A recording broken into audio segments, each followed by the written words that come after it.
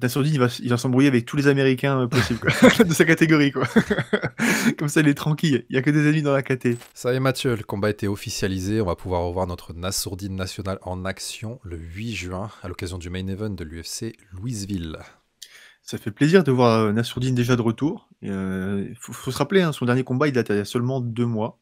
C'était contre Roman Dolidze. Il avait délivré une masterclass. On avait vu une grosse évolution technique de sa part. Et là, il va recombattre contre un ténor de la catégorie. Pour moi, le plus gros gatekeeper de la KT, en fait. Hein. Ouais. Jared Cannonier, classé 4ème de la KT middleweight à l'UFC. Comme son nom l'indique, Killa Gorilla, un killer. Les mains très très très lourdes. Et c'est vrai il y a tout dans son nom qui indique que c'est un tueur. Il s'appelle Jared Cannonier. Le mec a des boulets de canon en place des mains. Le gorille tueur. Ouais, c'est vrai qu'il est intimidant. Il est intimidant, puis il transporte aussi cette identité dans la cage, parce qu'il a vraiment une présence de malade. Hein. T'as déjà vu dans ses combats, parfois il marche sur l'adversaire, genre vraiment, il marche en regardant l'adversaire, il va tout droit comme ça. Il le regarde juste, et il avance. Et tu vois, ça fait vraiment prédateur et proie. Très impressionnant. Et c'est ça que va taper Nassourdine dans très peu de temps. En très très peu de temps. Et donc là, comme tu as dit, Nassourdine reste très actif quand même. C'est son dernier combat il y a 2 mois. Il recombat d'ici maintenant à 2 mois tout encore. petit peu plus d'1 mois. Alors Jared, ça fait plus de 9 ans aujourd'hui qu'il est à l'UFC. Particularité, c'est qu'il a écumé 3 catégories. Il est passé par 3 catégories différentes. Il a fait heavyweight, après light heavyweight et maintenant pour se retrouver justement en middleweight. Sa catégorie, je pense. Ouais, il est pas trop mal. Là, on voit que physiquement, il est très très bien. Tu vois, il est pas non plus ultra découpé, parce que tu as beaucoup de combattants un peu à l'image de Rumble, Anthony Johnson, qui avait fait un Ouais. petit peu ce même système de commencer, mais l'inverse, en fait, vraiment très très bas et monter très très haut. Il avait commencé dans une catégorie très basse et tu voyais vraiment qu'il était épuisé, tu voyais vraiment que c'était pas la catégorie qui lui était destinée. Là, Jared, il est très frais physiquement, on voit que c'est pas des cuttings de l'enfer, c'est pas des cuttings énormes. On sent que c'est vraiment sa catégorie. Au fur et à mesure de sa descente de KT, on a vu un physique qui s'est transformé, mais dans le bon sens. Ouais, c'est ça. C'est-à-dire, parce qu'il était quand même assez, faut dire les termes, Il était grassouillé. voilà, grassouillé quand il était en heavyweight. Et en light heavyweight, il affichait déjà un physique un peu plus découpé, mais là, middleweight, il est vraiment très en forme. Et il a 40 ans. Il a 40 ans. Donc une très très bonne forme physique, mais de notre côté aussi, on a Nassourdine qui est... lui, c'est un petit peu l'inverse, hein. C'est plutôt un très léger middleweight en fait. Hein. C'est pas du tout, il vient pas du tout du light heavyweight, il vient pas du tout encore moins du heavyweight. Il a toujours une frame plutôt légère, et ça lui réussit bien. C'est vraiment son style, ce qui lui permet d'adopter ce style évasif, ce style à distance, ce style de sniper, comme son nom l'indique, The Russian Sniper, et ça lui réussit très bien. Alors, il faut parler aussi un petit peu de pourquoi ce match-up. Quel est l'état de la catégorie aujourd'hui middleweight? On va parler donc du top. Allez, on va aller jusqu'au 7ème de la catégorie. Alors, le champion actuel, c'est Dricus Du Plessis, qui s'est emparé de la ceinture contre Sean Strickland. Du Plessis, il y a des rumeurs, rien n'est encore signé, comme quoi il va y avoir un affrontement contre Adesanya. Sean Strickland est matché, lui, contre Paulo Costa. C'est ça. Un très gros match-up aussi pour cette KT. Donc Israël, qui est lui classé 2ème, voilà, on parlait justement contre Du Plessis. Robert Whittaker. Alors, Whittaker, là, il est sur un très gros pari parce qu'il prend quelqu'un, alors avec un très très gros nom, mais beaucoup moins bien classé que lui, en la personne de Khamzat Chimaev. Ensuite, donc, vient en 4ème position Cannonier. En 5ème, Marvin Vettori. Et en 6ème, Brendan Allen. Les deux étaient matchés, mais il y a eu un pull-out, enfin, il y a eu... le fight a été annulé. Vettori s'est retiré justement de ce fight-là. Donc, est-ce que ça va être matché dans le futur? Oui, c'est possible. Je pense que c'est rematché et c'est certainement pour ça que c'est Jared Cannonier qui a été désigné comme adversaire de Nassourdine. Et donc 7ème, Paulo Costa. Et en 8ème, on retrouve Nassour.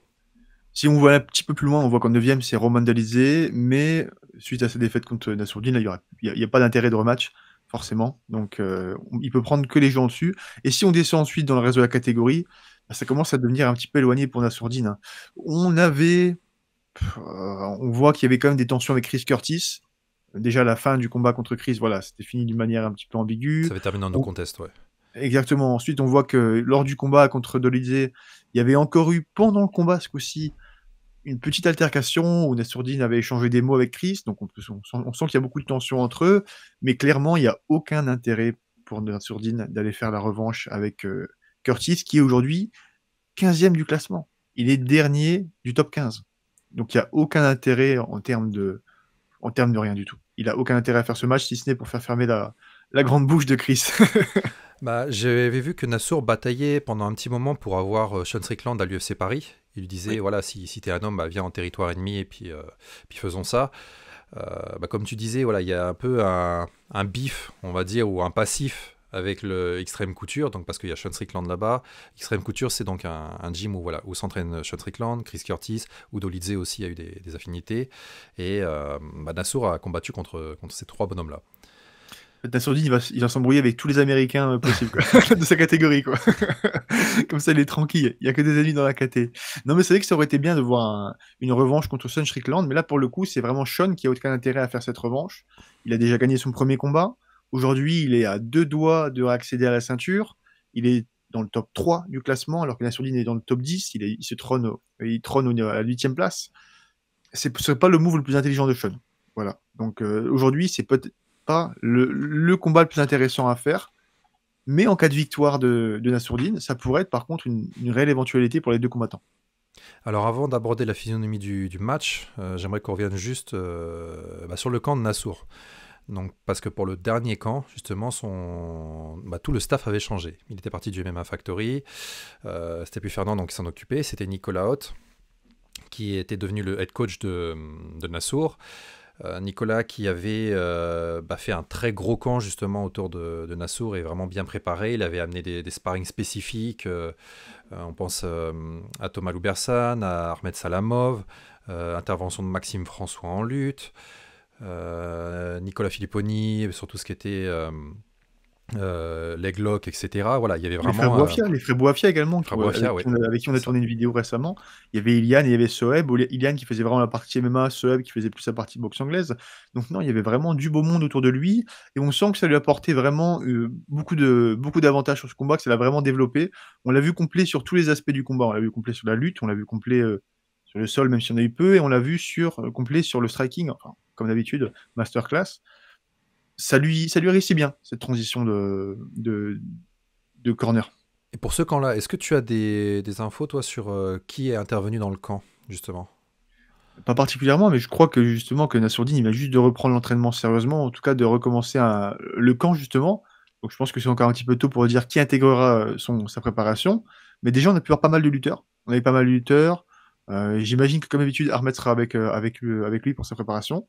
Et ensuite, j'imagine qu'ils vont adapter les sparring à l'adversaire, canonnier, et essayer de trouver des mecs qui sont très physiques, avec une bonne boxe. Pourquoi pas. Franchement, c'est vrai que Sweb, encore une fois, est un bon sparring pour ce genre de match-up. Alors maintenant, sur la physionomie de combat. Parce que là, on a deux styles différents. On a deux physiques différents. Voilà, il y a chacun ses forces, chacun ses faiblesses. Alors, les forces de canonnier. Bon, déjà, il tape très fort. Voilà. Il tape très très fort. Mais bon, la sourdine, c'est pas le premier gars qui tape fort qui va affronter. Hein. Chris Curtis, il est connu aussi pour avoir des mains, voilà quoi. Il tape très très dur. Ouais. Après, canonnier, c'est quand même un cran au-dessus parce que j'ai l'impression qu'il, alors j'ai perdu le terme en français, carry. Tu vois, il garde son power punch un peu de heavyweight. Oui, bah ouais, ça se transfère en fait souvent quand toute ta vie en fait tu t'es déplacé avec 100 kilos sur le dos, bah ton corps il s'habitue à avoir 100 kilos ou plus sur le dos. Une fois que tu descends en poids, t'as toujours plus ou moins, voilà, ton corps il est habitué à ça et tu tapes fort. Normalement, c'est pas forcément toujours le cas, mais c'est que Canonnier il démord pas la règle, il est très très fort, il est très physique et il sait très bien utiliser son poids. Alors bonne anglaise de canonnier, bonne anglaise, bonne défense de takedown aussi. Il a une solide défense de takedown. En termes de kick, j'ai souvenir d'avoir vu des bons middle qui partaient quand même assez rapidement. C'est pas son arme principale. En termes de footwork, de déplacement, par contre, je trouvais ça un petit peu plat. Il n'y avait pas forcément de gros rythmes, de gros déplacements. Ouais. Moi, je l'assimile vraiment un petit peu à Chris Curtis. Hein. Pour moi, c'est un petit peu les mêmes dans le sens mobilité assez réduite, énorme patate. Sauf que Canonnier est plus intelligent. Ça, c'est vraiment un gros défaut de Chris Curtis, c'est qu'il est un petit peu en mode bagarre. Alors Canonnier, il est vraiment très... il a de l'expérience, il sait quand il faut déclencher, il sait quand il faut pas déclencher. Par il contre, reste très lucide. Voilà, c'est ça. Il arrive à garder son cardio sur 5 rounds, très intelligent, mais voilà, il manque cette mobilité. Et comme d'habitude, mobilité qui est le point fort de Nassourdine. J'ai l'impression, moi, que ça va faire un petit peu un rematch de Chris Curtis. Ça veut dire on va voir un Nassourdine qui va tourner autour de Jared. Jared qui va jamais pouvoir vraiment connecter avec ses frappes. et Nassourdine qui va toujours rester à distance et faire son travail de sniper. Moi, c'est comme ça que je vois le combat. Mais après, c'est compliqué d'avoir quelqu'un qui peut faire sortir Nassourdine de ce schéma. Parce qu'il est tellement mobile, il a tellement de déplacements, il est tellement fluide dans sa boxe. C'est dur d'avoir quelqu'un qui arrive à le cadrer, l'immobiliser, tout ça. Strickland avait réussi à le faire un petit peu, en le fatiguant et en fait en le forçant à faire un peu de la bagarre. Mais mis à part lui, il n'y a personne qui a réussi vraiment à canaliser Nassourdine et à boxer en mode bagarre avec lui. C'est vrai, je vois vraiment un net avantage en termes de vitesse. Je vois Nassour rentrer avec des 1-2, des combinaisons corps-tête et ressortir avant même que Cannonier puisse répondre, quoi, ou l'initiative. À moins qu'il y ait un très gros contre que C'est ça. Cannonier Voilà. déclenche en même temps. Voilà. La faiblesse justement des mecs super rapides, des mecs qui bougent vite justement, c'est de se prendre un coup au moment où tu rentres. Parce que justement, tu mets de la vitesse, tu rentres d'un coup et boum, tu prends le coup en même temps. Par contre, si le mec il veut déclencher après que tu l'aies touché, souvent c'est trop tard, comme tu l'as dit. Tu prends les coups, tu bloques, tu renvoies. Voilà, j'ai tapé le micro. Tu prends les coups, tu renvoies, mais c'est trop tard, le mec est parti. Alors que si, au moment où tu prends les coups, tu descends, tu mets tout de suite, là tu peux toucher. Et c'est toujours le risque. C'est toujours le risque sur les gros contreurs. Jared, c'est pas forcément le plus gros contreur du monde aussi. C'est surtout un mec qui met la pression, qui te cadre, et ensuite il envoie ses séries. Mais c'est dur à faire sur Nassourdine. Je te dis, encore une fois, moi j'ai jamais vu personne arriver à mettre à l'amende Nassourdine sur ça. Est-ce que tu penses qu'on peut voir Nassour partir en lutte, se tenter en C'est lutte? possible. C'est possible, hein. On l'a vu sur, sur son combat contre Janenic. Janenic qui était majoritairement, on va dire, un bon lutteur. On va dire que c'était plutôt un combattant complet en termes de striking. Il avait une bonne anglaise, bien solide, et de la lutte. Et en fait, il s'est retrouvé à se prendre une pression de Nassourdine qui avait réussi à prendre un bodylock, à le faire travailler un peu contre la cage, à lui mettre, en fait, juste à le fatiguer. Donc c'est possible. Il a cette capacité, Nassourdine, justement. Tout le monde a vu que son striking, parce que c'est vraiment le domaine qui plébiscite. C'est vraiment son domaine de prédilection.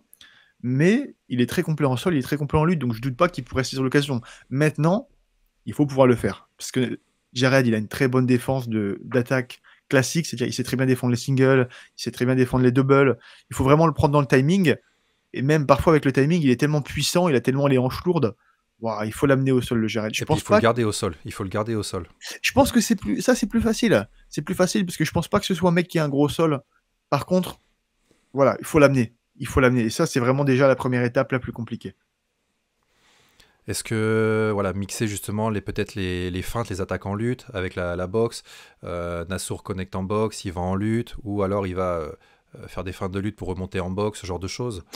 Pour moi, on va rebondir encore sur le cas Chris Curtis, hein. C'est toujours plus ou moins la même chose. Chris Curtis, frustré parce qu'il n'arrive pas à toucher la sourdine. Qu'est-ce qu'il fait? Il commence à mettre une marche avant un petit peu moins réfléchie. Il commence à faire un footwork qui est un petit peu plus agressif. Et boum, il se fait timer, il se fait amener au sol. Et il finit le round, il finit le round en position inférieure au sol. Ça peut exactement être la même chose. C'est ça le problème. Quand tu cours après un mec que tu n'arrives pas à toucher, tu te frustres, tu commences à perdre un petit peu ton sang-froid et à rentrer en mode bagarre et on va dire à vraiment vouloir mettre de la pression. Et là, tu te fais amener au sol. Maintenant, encore une fois, on n'est pas sur le même fight IQ entre Jared Cannonier et entre Chris Curtis. Jared, il est quand même plus patient, mais on n'est pas à l'abri qu'après avoir pris pas mal de jabs, après avoir pris pas mal de front kick, puisque la sourdine, j'ai vu, il a aussi développé son jeu de jambes. Avant, il avait vraiment quasiment qu'une anglaise. Aujourd'hui, il a aussi des front kicks, des low kicks. Il a quand même pas mal d'éléments. Je le vois bien se frustrer un petit peu quand même. Alors à quoi on peut s'attendre en cas d'une performance éclatante justement de Nassour? Une montée directe dans le classement, forcément. Une montée Non directe mais dans le ça c'est classement. obvious. Merci Captain Obvious. Non mais il est con Non, mais lui. ça fait... Il faut le rappeler. Il faut le rappeler. Il faut le rappeler. Ben non, parce que regarde, Benoît il avait perdu contre Dustin Poirier et il a aussi gagné dans le classement. Il a aussi monté dans le classement. Donc, il faut le rappeler. Il faut le rappeler. Non, mais une montée dans le classement et surtout beaucoup plus de crédit pour demander la revanche contre Sean Strickland. Encore une fois, une demande qui est aujourd'hui un petit peu hors d'atteinte parce que Sean est trop bien placé. Si jamais Nassourdine tape Cannonier, qui s'empare de la 4e ou de la 5e place, qui rentre dans le top 5, là, on peut commencer à avoir une discussion pour taper le 2e de la catégorie ou le premier en la personne de Sean Strickland. Voire même Adesanya. S'il perd ce combat pour la ceinture contre Dricus, pourquoi pas un combat contre Adesanya? J'aurais jamais pensé ça, moi, de voir un Français dans ma catégorie taper Adesanya. Ça fait bizarre de me dire ça. Je suis moins certain par rapport à Adesanya parce que je pense qu'à l'heure actuelle, je vais pas dire qu'il chasse les gros noms, mais même s'il perd contre Duplessis, je le reverrais bien peut-être soit contre un Paulo Costa s'il tape Strickland, ou alors justement si Strickland tape Costa, avoir une revanche contre Adesanya. Moi je vois plus ça. À voir, mais en tout cas, tout sera possible. The sky is the limit pour Nassourdine s'il tape Cannonier. Il sera dans le top 5 de la catégorie, certainement. Il n'y aura que des gros noms. Dricus, Sean, Adesanya, Whittaker, en fonction du résultat de son combat. Franchement, il n'y aura plus que des gros noms et ça va être que des gros match-up après. Ça va être excellent.